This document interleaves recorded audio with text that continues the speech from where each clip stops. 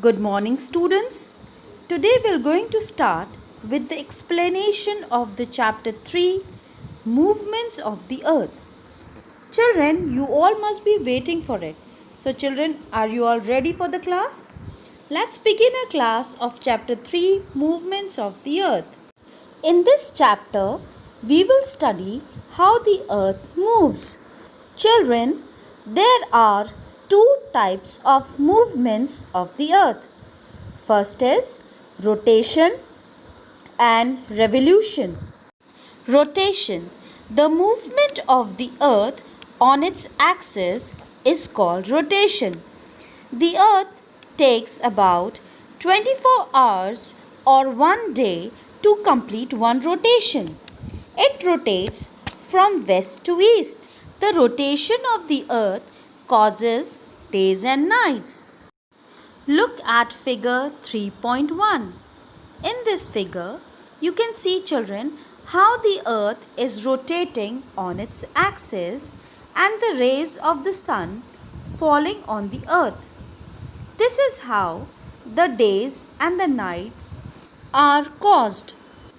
Children, you will also notice that half of the earth is lighted while the other half is not. The lighted part of the earth is day and the opposite or darker part of the earth is night. Children, you have to draw this figure 3.1 at the side of your answer 1 in your copy.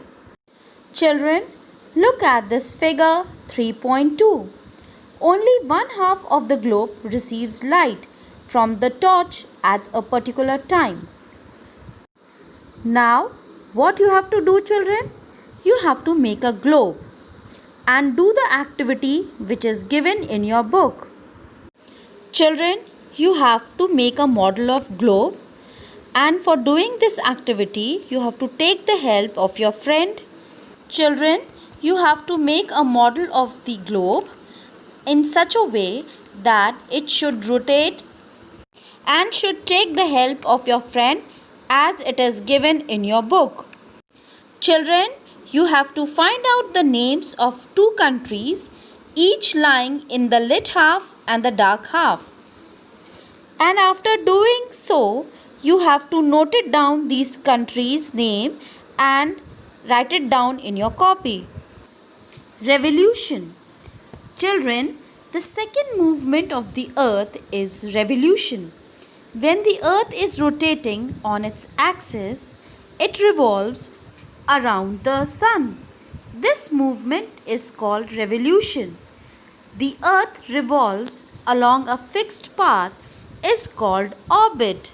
The orbit is oval in shape. It takes the earth about 365 days or 1 year to complete one revolution. Children, look at this picture of space. Here you all can see that how all the planets are revolving around the sun. The circle on which these planets are moving on a fixed path is called an orbit. Children, here are some more pictures of orbit. The circle on which each planets are moving around the sun are called orbit. The path for moving around is fixed for each planet.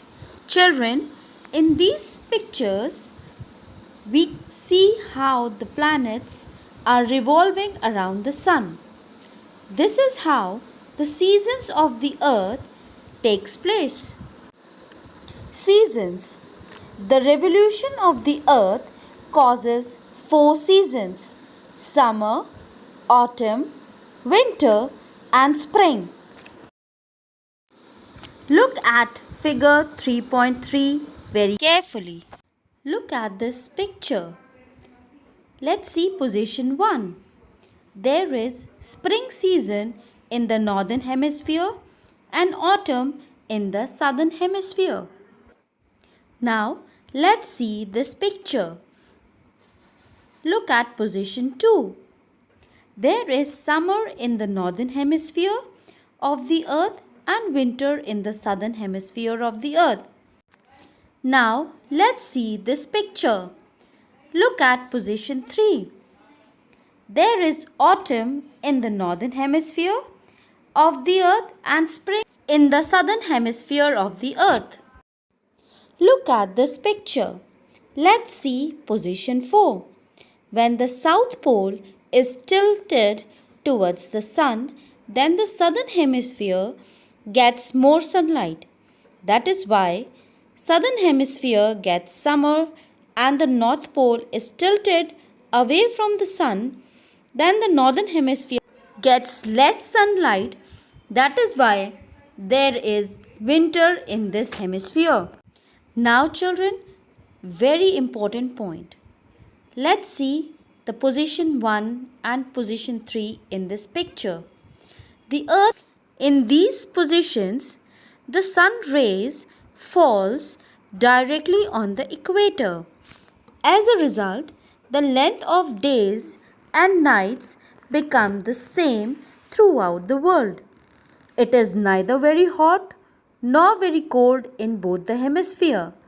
The northern hemisphere has spring in position 1 and autumn in position 3, and the southern hemisphere has autumn in position 1 and spring in position 3.